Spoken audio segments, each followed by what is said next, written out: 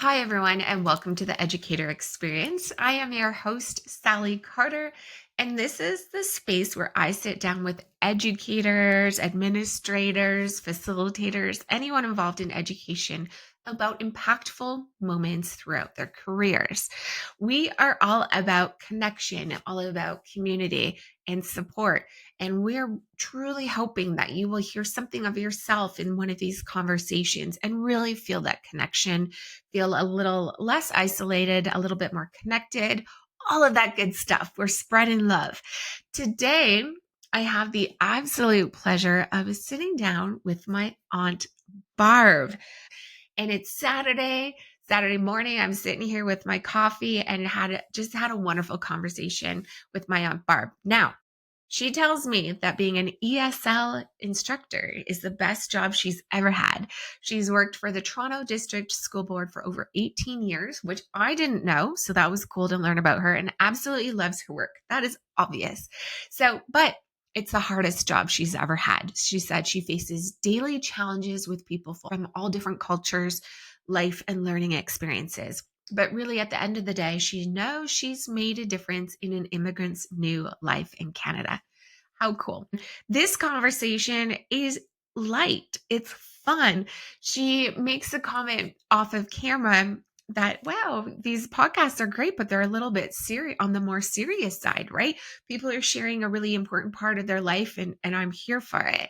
And she's like, you are the least serious person on the planet, Salli. So it's really interesting for my family to see kind of the more serious side. Even in my classes, I'm a bit of a jokester. We talk about what it's like to deal with different levels of expertise and in teaching students in a class. We weave in some super cute family stories. I've learned that she has a secret desire to be a comedian as well. And maybe we'll just start a Carter comedian show or channel, which would be absolutely ridiculous. For folks that are joining on YouTube, you might notice that I'm wearing a little bit of a different top today, and that's because it's just for my Aunt Barb, and we'll get into the reasons too. But it's such a fun conversation. I hope you take something from today.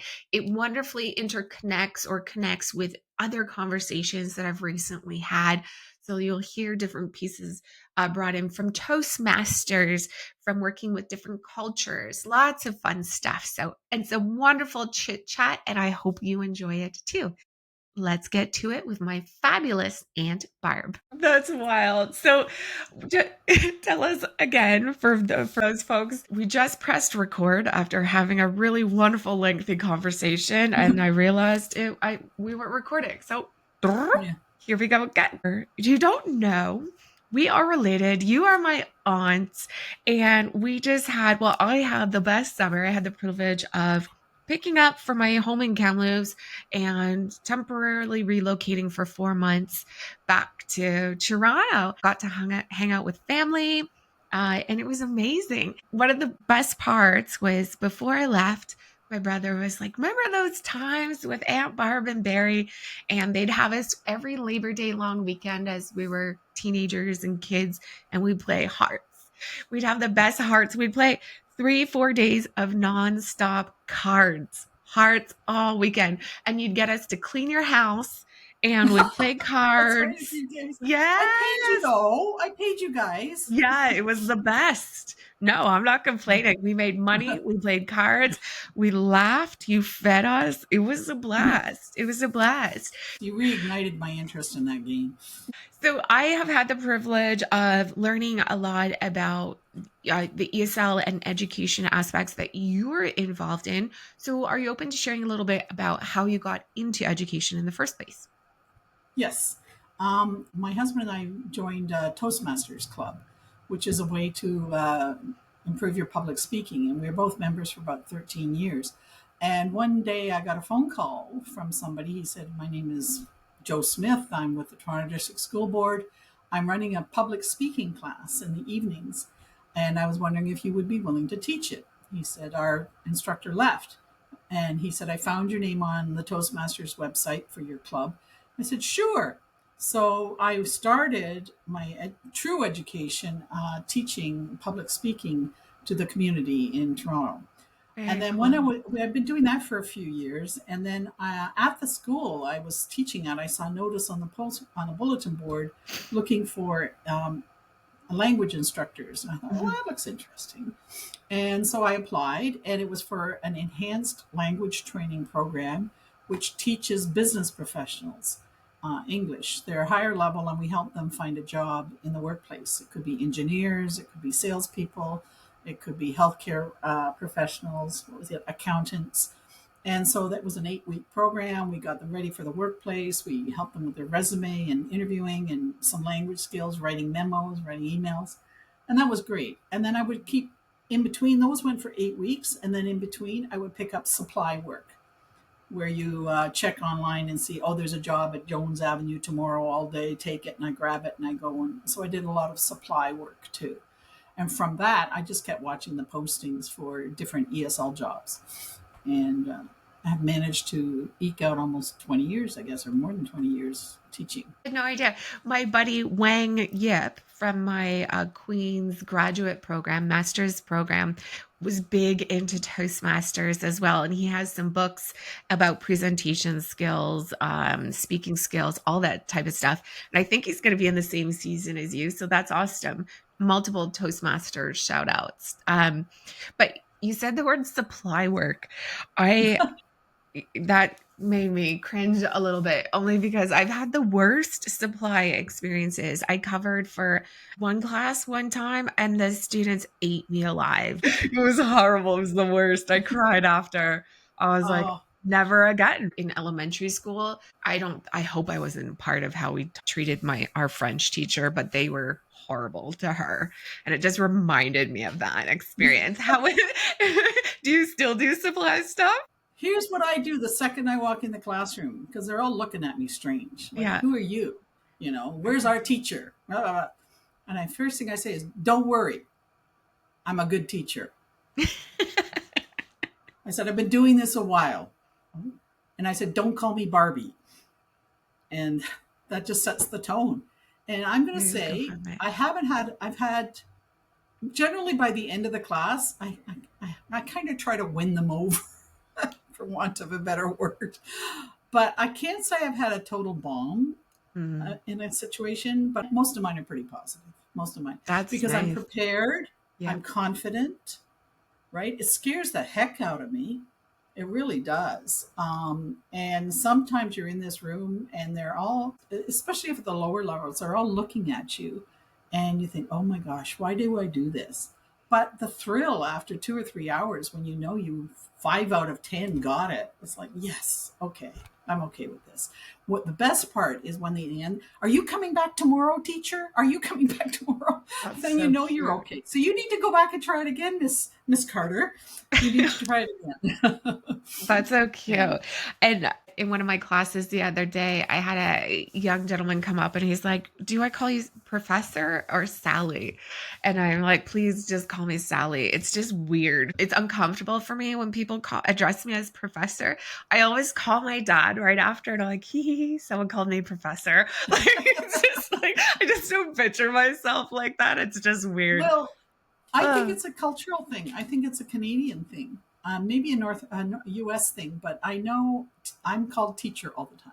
teacher. Teacher, teacher, and I Hi, tell them, teacher.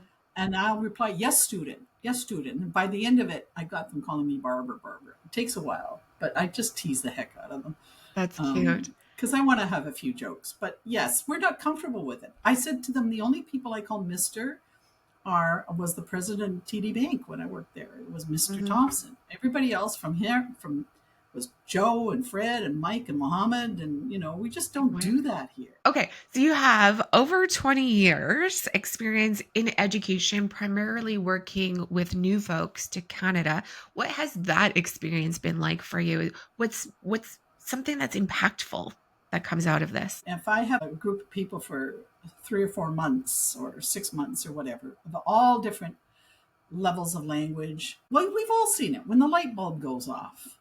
When the light bulb goes off, and you just think, yes, okay, today was a good day. And that to me is the reason why we do this. As soon as that light bulb doesn't go off, it's probably for me to move on. Mm, But I think part of my job is to, I think, have these people become upstanding, contributing members of Canadian society. And part of that is teaching them life skills like going to the doctor, knowing how to leave a voice message, registering things. Actually, it's surprising how resilient and resourceful people are, and they have been they found the ESL class, for crying out loud. How did they do that? So I think it's the idea that I can help them make a contribution to their life here in Canada. And I always tell them they picked a good country. I said, we're not perfect. No country's perfect. And Mhm. certainly Toronto is not a perfect city. It's a great city, but it's crowded and busy and noisy and dirty, and we have a homeless problem. But I said, as far as places you picked, this is a pretty darn good one. So my role for ESL learners is to help them become functioning, good members of society. It's really interesting.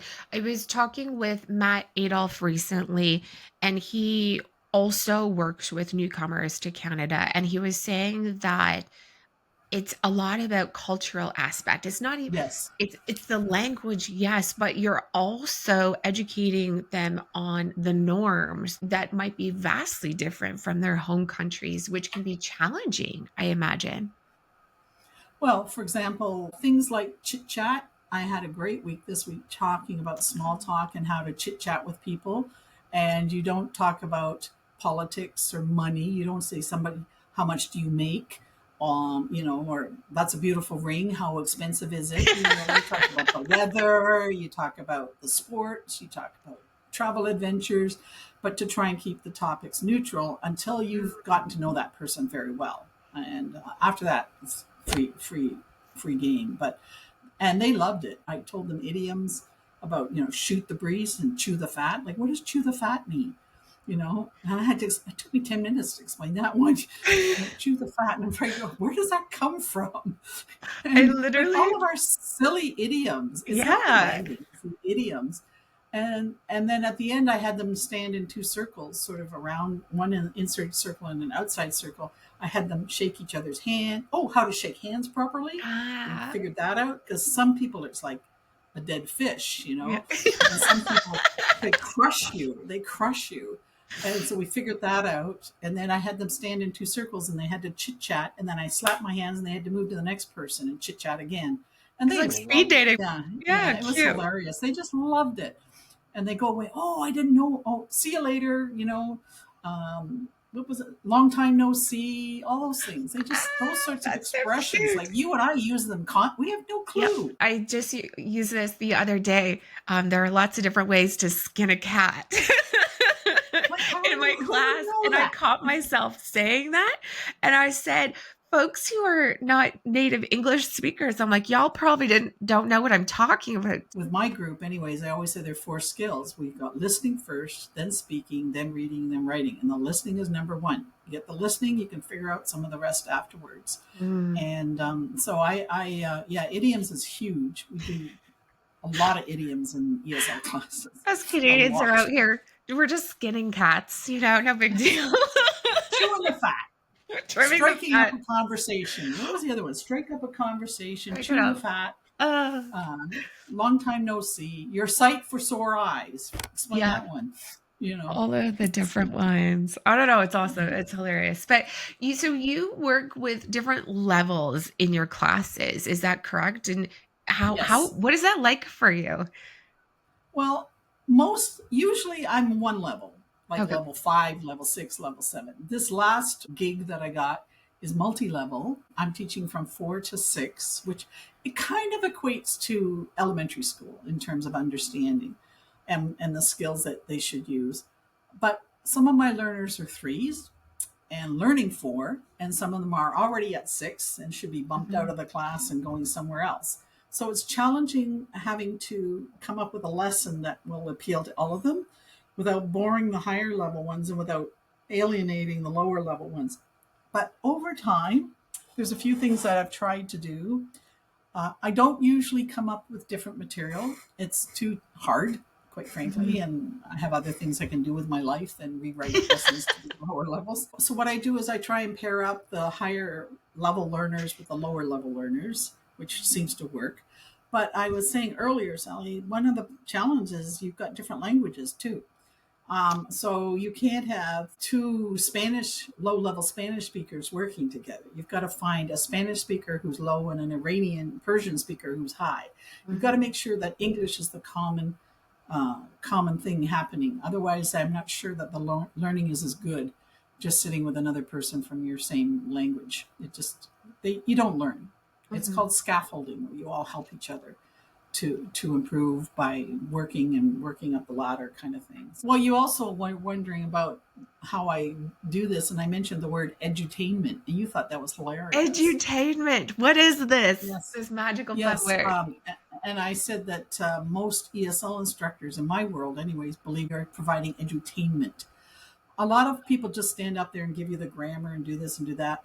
Most ESL instructors are flinging themselves around the room, making loud noise, playing games, trying to Oh, keep people not from sleeping, which is always challenging. yes. And just the other day, I was trying to teach prepositions, and one of them was the little dog blank of the car window. And they had to figure out what the blank was, and it's out of the car window. So somebody said, fell down. And I said, no, no, you can't fall down. And fell from. No, you can't do that. So I'm hanging onto the blackboard, sort of screeching down the window. And they all, oh, fell out. And then someone said, fell over. And I said, no, no, then I'd have to jump over this thing. So you're flinging your, I'm Oh my gosh. exhausted after 3 hours. Barry will tell you, I come home and have a nap. So 100%. I can picture that. Closet comedians, wannabe comedians. yes, we're closet comedians. Closet. Absolutely. I Improv love is it. in the next life. Or maybe when I retire, I'll go into improv. Sounds like you're living out your comedic dreams in your classes. Just going back to what it's like actually to have different levels and what you were talking about there. I've had classes like that. So I've got my standard university classes and I'm teaching all the one realm of information. But then I've done workshops and I've worked for continuing education and like I've taught intro to computers and the people in the classroom are in totally different levels. Let's say in an indigenous community. So I've got folks who are experienced with computers and they're wanting to learn more. And there are people who can barely even turn on a computer in my class. And those are the most mentally challenging because the variance of where people are at and I'm constantly adjusting and trying to deliver different things for different levels and it's exhausting. It's just in terms of being an educator, there's a lot of things going on in my brain to try and keep the people who are experienced challenged and come up with extra activities and then also supporting folks who are just there to figure out how to even log into their email kind of thing. Mhm. It's wild. It just, yeah, I can definitely picture if that's what your classes are like, definitely needing a tea and a nap after, as you said. Well, one of the gigs I did was 12 weeks training on computers. I was a computer teacher, and it was Mm, Monday to Friday from 9 till 12, 3 hours a day. And it was with asylum seekers. These are people that have escaped from their countries. And so I had people from Africa, people from Afghanistan, people of all different parts of the world. And you're right, some of them didn't even know how to turn a computer on. At the end of 12 weeks, those guys knew how to use a computer. mm, And it's a question of I tend for computers to start low level and let it build. And then the more experienced ones, I would pair them up with yeah. the less experienced ones. I try to keep the languages different so they're not speaking their own language. And that really works. But I think the hardest part in that situation is the more experienced like computer people often knew more than I did. Mhm. How to use Excel, for example. Excel is a very complicated computer program. And they would say, Barb, what about that? I say, no, I'm taking it step by step by step by step. Please don't confuse the lower level learners. We're bringing in something like a Mhm. shortcut or something different. I'm going to give you guys, going to teach you basic to intermediate computer training, and that's what you need for life. If you're Mhm. in a job that needs more than that, you take extra courses. But it was really hard to ask those more experienced people to just let the learners learn because they were overwhelming them.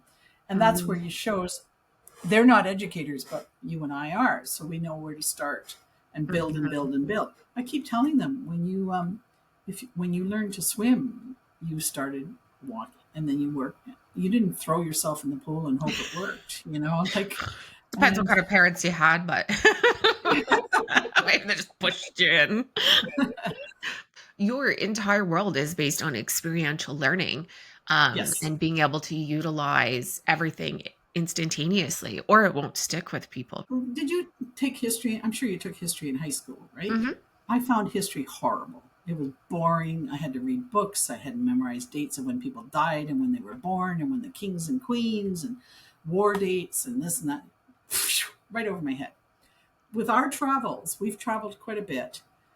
I'm in some church in Germany, and the guy was saying, okay, on this side is the Catholics and on this side are the Protestants. I thought that was just an Irish thing. I thought that was just in Ireland, the Protestants and the Catholics. He says, oh no, it was all of Europe. You're kidding.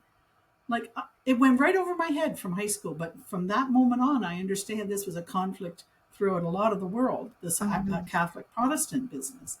And that's experiences. That's not reading it just in a book. Mhm. That's hearing firsthand. Croatia, bullet holes in the sides of buildings that were put in there in Yugoslavia. There's bullet holes, and our guide is saying she and her mother hid in the basement. I mean, that I understood then. Oh my God, this was serious, Mhm. right? So 100%.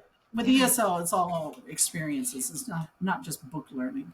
It's doing, being, trying, making mistakes, having a few laughs. So, Acting things out. hanging on. It was funny when I think about it afterwards. I thought, "Good God, Barb, did you do that? You're hanging off the side of the boat with a terrified look on my face." And the award for most dramatic teacher of the year goes to. I was just thinking about how you were saying you pair people up with different abilities. That's how I managed those type of classes, those technical classes like introduction to computers and stuff like that. Is I would take time to get to know the different levels that were in the class. I get to these classes and it's not just this one level. It's not introductory. I've got people who are experienced who don't know anything, and it's this wide range of learners while in the class trying to figure out how to challenge the highest level, how to work with the lowest to combine people.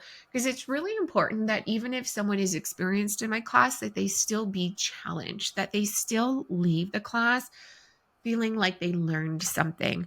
Yeah, and that's one of my techniques is to once I understand everyone's placement is to pair people up and to really create that level of support. But then I'm literally creating different activities on the fly in those classes and kind of thinking off the cuff. Whereas I'm not necessarily doing that in my straightforward university classes. Like I go in with my class prepared, but in these workshops and technical computer type stuff, anything goes, and you really have to think on your feet Pivot. and on your Yeah. toes. Yeah.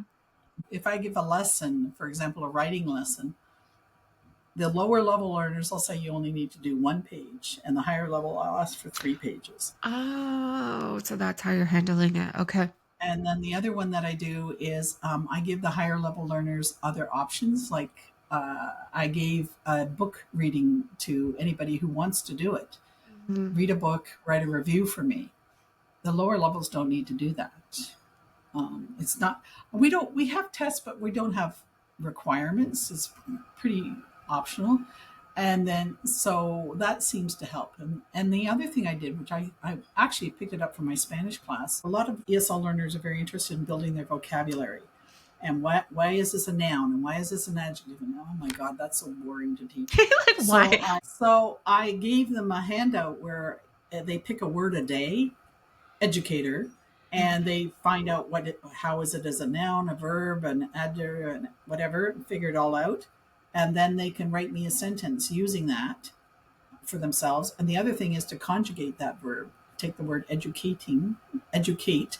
How many? There's like 14 ways you can say that Mhm. in verb tense. Did you know that? None of us know this. We don't know about We don't think of grammar. it like that. So I'm Mm, giving those level and extra homework, if you want to call it, or extra yeah. tasks.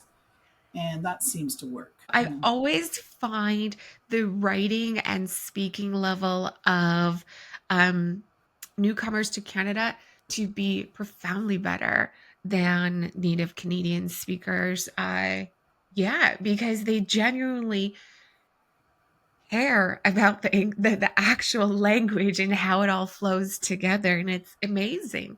It's quite impressive. It's quite Well, impressive. I think a lot of them were actually taught high level English. Mm. Certainly in their writing, it's very high level. You and I don't write like that, but they do. You can change the level to be much more common.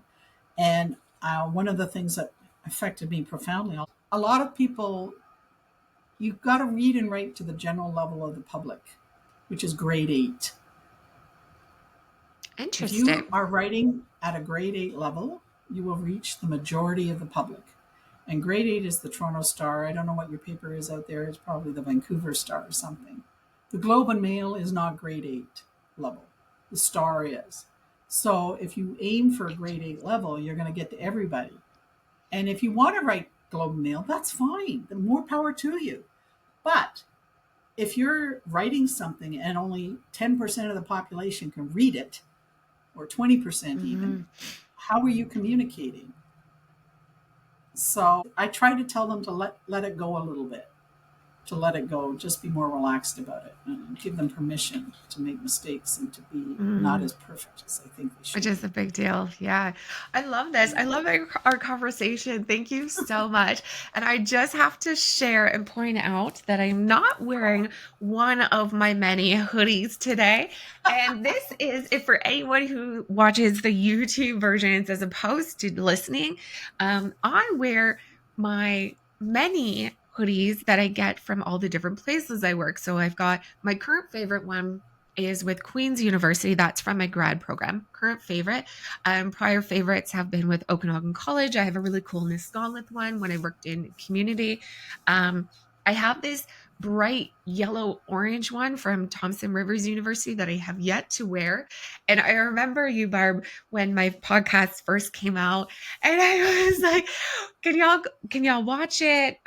Give me your feedback. What's the first thing that you said to me? What did you Something say? along like, why are you wearing a hoodie or something? Yes. Why are you wearing Why a are you hoodie? so casually dressed? Yes. Something like, I'm old school. I'm old school. It was cute. Yeah. I was just like, so how was the conversation though? And my I said brother it was said very the good, same thing. He's like, but why are you wearing hoodies? Why are you dressed casual? And I'm like, because I'm representing all the different places, but you only see so much, right? yeah, if you So had a hat with the name on it, I'd probably still get I after you would for love to wearing a wear it. hat That's too. that's a little too much for me in terms of the Yeah, casual nature. At least they can still wear earrings and whatever. yeah. But yeah, I'm gonna put them all out. I probably have at least 15 different hoodies, and I'm gonna put them all out on my couch and take a picture so people get it. They're like, okay, this is why. And I've got some company ones. I'm gonna get some new ones. But yes, so I wore a nice turtleneck just for Just my for Aunt me. Barb. Thank you. You have no idea how much I appreciate that.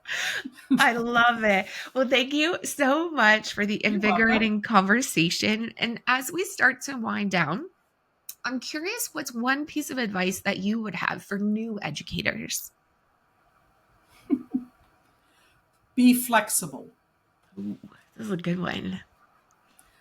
As it comes from my work with a supply instructor, I'd show up. There'd be no photocopier. There'd be no blackboard. There'd be no whiteboard. There'd be, uh, I don't know, nothing, no resources. And you come in thinking you're going to have a handout with all these things and they can fill in the blanks or do whatever, and you can't. So you have to say, okay, I don't have a handout. What can I do? So, okay, I have to say it out loud very slowly, or I have to write it all on the board. Or so to be flexible and to try and get as much prep work understanding of the situation as you can beforehand. But as you found out, you walk in and it's totally different than what you were expecting. So Yeah. be prepared to be flexible and pivot, make decisions on the fly. And they won't always be successful. And most of us will make a mistake or two. And confidence. I fake it till you make it situation, right? I was telling Salli, telling you, I walk in that classroom, the first thing I tell these people who are staring at me like, who the heck are you, lady? I'll say, don't worry, I'm a very good teacher. Very good teacher. I've never said And they that look to at me, anyone oh, before. okay. Because they're thinking, who is she? What's she doing? What's she going to do to us? I said, Yeah. here's I also have my plan written out on the board. Interesting. This is what I plan to do. And if Yeah. everything goes well, I think, and at the end of the class, most of them say, are you coming back tomorrow? You're coming back tomorrow? Most. I mean, it does happen that somebody walks out, but there's nothing you can do about that. But I find being an educator more challenging than anything else that I've ever done because it's constantly learning. Am I constantly learning as an entrepreneur and business owner? Heck yes. But I'm not worried about 20 different people's personalities in one room and trying to mm-hmm. navigate all these different things. Like I'm constantly challenged and there's always more to know. And now with AI, after 8 years, I'm like, okay, maybe I'm getting this being a teacher thing. Yeah. Um, and then AI, and then all these different things keep adding on. Well, you asked me how I came into it. How did, because before you weren't a teacher, you were, uh, In corporate world, yeah. but you had some sort of business with delivery or something. Yeah, Home I've delivery, had yeah, a few cleaning small or businesses and stuff okay. for So catering and how stuff. did you end up teaching something? You know what? I I had this really good buddy and he was a teacher at Northern Lights College. And I was always curious about it. I'm like, that's really cool. I mean, I did training and stuff when I was in corporate world and management, but I never really thought about being a teacher. And then he's like, oh, there's this job in continuing education. Why don't you apply? I was like, oh, why would they ever hire me? And so I got it. And then I taught continuing education courses in business and leadership and stuff like that. And I kind of loved it. I think what I love about it the most is that it is so incredibly challenging and Yeah. every day is different and I'm constantly learning and growing as a human being, but that kind of um spiraled into more. And they told me, we'd really like you to keep growing with this organization, but you're going to need to do more schooling and get your master's. So that prompted me to then go back to school. I had a couple more courses to do and some other stuff. And I did my provincial instructor diploma program at the same time. So the teaching degree for post sec, and then did my master's. And it was like 6 years of full time stuff, managing multiple businesses while teaching um, and school. So it was crazy. So I'm really excited to be taking a break. before Okay. before considering doing a PhD, which would be a Oh blast my too. God. You're still young, Salli. I mean, good God, I switched careers when I was, well, 20 years ago, Mm, 50, 55. So the thing I think, what all of us think that is we all have to do everything right now. yeah, But I mean, really, you have three or four careers. And for sure. um, I even tell my students, say, oh, gotta go this, gotta do this, go to university, blah, blah, blah. I said, just relax, like, don't rush. Don't rush. Mind you, that Rush. you're another person to talk to about that. You had a daytimer that was full of every hour and second was But accounted for, but even right? still, like I it's one of the podcasts that was just out this week. I'm talking with TJ Hoogstein, and he's a leader in educator wellness, and that's what his research is in. And he's a principal and educator. I talk about how I am the perfect example of a non-linear education. I failed out in my early years at 19 because I got an A plus in partying. I might have failed Yeah, I heard that. university, but I did well in other areas, right? If there was a bad decision to be made, I was like, giddy up. Yeah. And then went back in my late 30s, and education has given me this entire new perspective on life and created connections, but I just wasn't ready for it at that time. And now it's so much more meaningful and impactful, right? And I do share this, rather unfortunate, but it's simply my story and my journey. And I share it with my students just to show them, like, not everyone is like meant for these things right out of high school and it's No, okay, no, right? It's absolutely not. okay. Yeah. Yeah. And there's a lot of later life learning. I mean, like you're Hmm. saying with these students, they're so worried about their job, and they've been brainwashed to think if they go to university, when they finish, they'll have a job. I said, good luck. I have lots of friends with teenage kids in their 20s who have a degree, Yeah. no No job, job. It's crazy, speak right? English. I say, get a job. It may not be your dream job. I said, it took me 50 years to find my dream job, Hmm. and I said, I had good jobs. I was decently paid. I had decent careers, but you need survival first. You need to get your family going, and Yeah. the education should be the part time and just relax. And, I mean, people are falling asleep in my class because they're working at night, and they come into Yeah. my class and they fall asleep. And I find that really sad. I say, focus on your job, take classes part time. Thank you so much again, Okay. my wonderful Aunt Barb, who's joining from Toronto. So thank you for taking the time. So much appreciation and love for you. Okay. We'll see you later, kid. Thank you for joining us on today's episode of the Educator Experience. We hope you're walking away feeling connected, inspired, and just a little bit more supported on your journey. Ready to go a little bit deeper? Join the Educator Experiences community and check out our courses and workshops specifically designed to support new educators as they navigate the ups, downs, and everything in between. You'll find it all at educatorexperiences.com. If today's conversation resonated with you, share it with a fellow educator and don't forget to subscribe so you never miss an episode. Together, we're building a vibrant community rooted in support and connection. See y'all next Monday.